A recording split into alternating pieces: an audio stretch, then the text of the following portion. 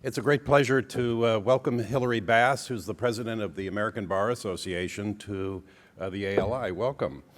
When you read her biography, you're filled with admiration and exhaustion. She's done so much. She's not only president of the ABA, she's also president of her firm, Greenberg Traurig. She's been head of the litigation section. She does a lot of trial work and pro bono work, and she's very interested in the condition of women within the legal profession and also wishes to address legal education. So you're welcome to, I'm just about to transition out as dean at the Duke Law School, but if you want to take that over, well, actually,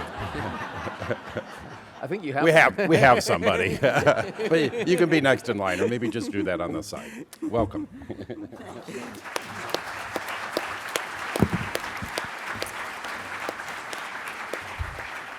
Good afternoon, and thank you so much for giving me a few minutes on your very busy agenda to just bring you up to date about some of the things that we're doing at the American Bar Association. First and foremost, let me thank ALI for continuing to invite the ABA president to each of your annual meetings. It's a critically important partnership, and we very much appreciate the opportunity to briefly address you. So obviously there is much work to be done, but the ABA is focused on accomplishing quite a bit, and I wanted to take a few minutes and just update you about some of what we're doing. So you just heard about the focus on the future of legal education, and we appointed this year a commission of real thought leaders in this area, and the goal here is really trying to realign what our legal educators focus on, what we're testing in our bar licensure, and what our legal employers are expecting as far as basic competencies of their law grads. Because I think if you read any newspaper over the course of any month, you see article after article about real challenges for our system of legal education, whether it's the lowering bar passage rates, the high level of debt, the perception that legal employers do not want to hire first and second year law grads based on the fact that they don't think they can really capably solve client problems. These are challenges we really need to address if we want to continue to ensure that the best and brightest of our undergrads have an interest in pursuing this profession. We need to ensure that this makes sense, that our system makes sense. And so we've got an incredible group of people, from David Wilkins from Harvard, Richard Susskind from London, Trish White from Miami, Blake Morant from GW. The list goes on and on. These are real thought leaders in the field, and they're focusing on things that we think will really help set the path for the future. What are the competencies of a lawyer who's going to be practicing in 2050? And once we identify those competencies, how should that affect what they're being taught in law school? Does the bar model, the bar licensure model, really work? We now have more than 25 states using the same exam, and yet we have 25 different cut scores. We know those cut scores have disparate impacts on diverse law grads, and yet we have no testing to show the validity of those cut scores actually creating better lawyers by virtue of having higher cut scores. These are all issues this profession really needs to be focusing on.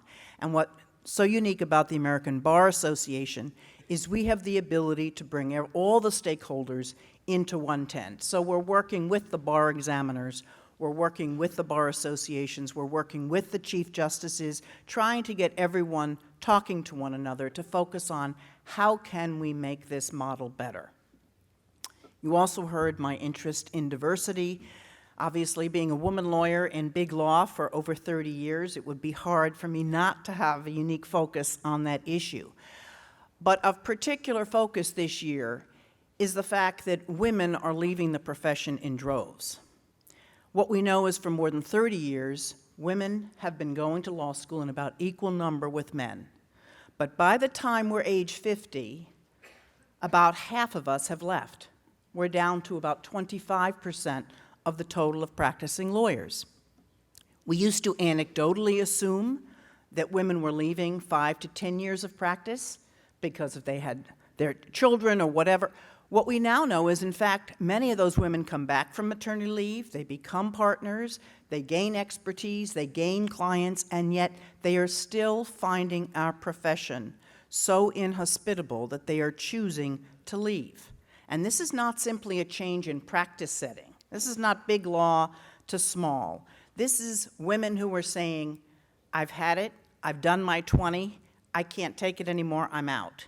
So this talent drain, which sadly is even more of a drain for diverse lawyers, is something that we really need to focus on. And so this year we're doing a longitudinal study really looking at why are these women and other diverse lawyers choosing to leave the profession?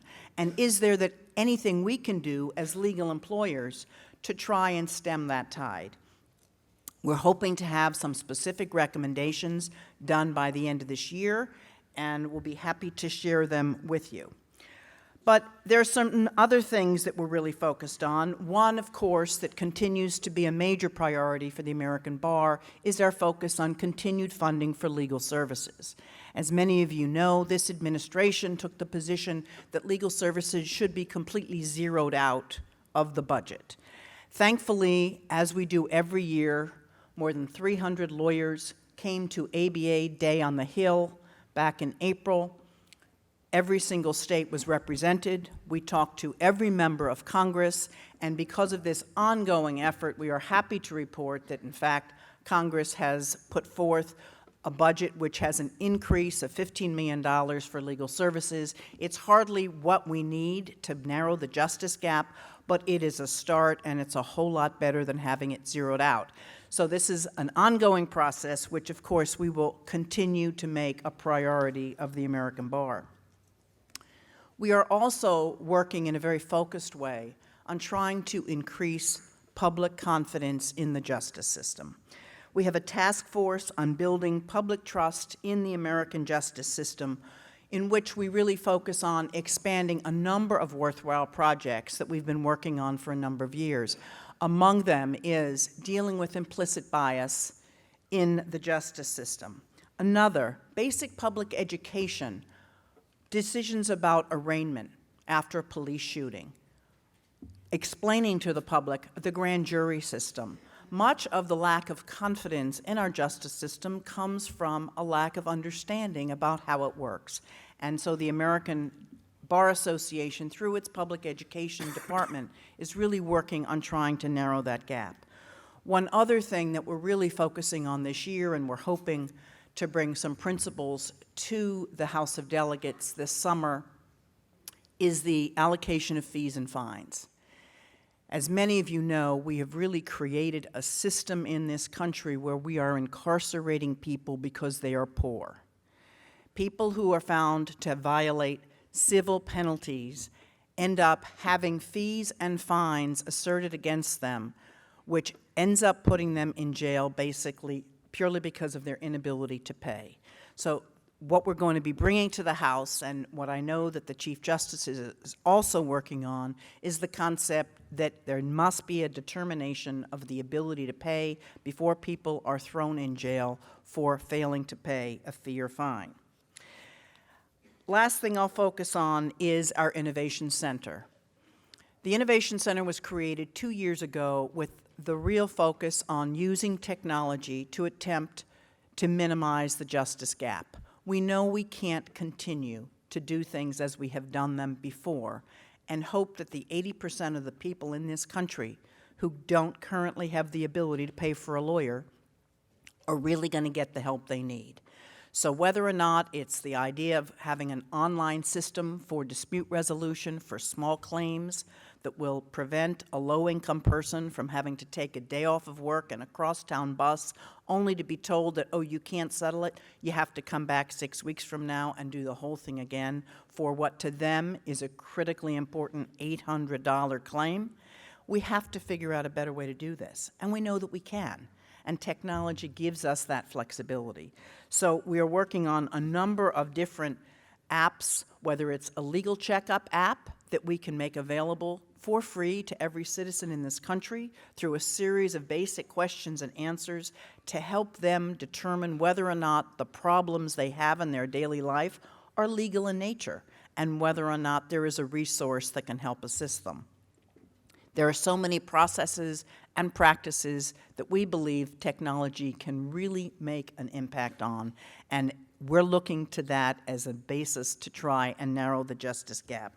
So I look forward to working with ALI in the future, both as a member, but also to working with the American Bar Association to focus on some of these critically important issues. I know you have a full agenda, so thank you again for giving me a few minutes to bring you up to date. I very much look forward to working with you in the future.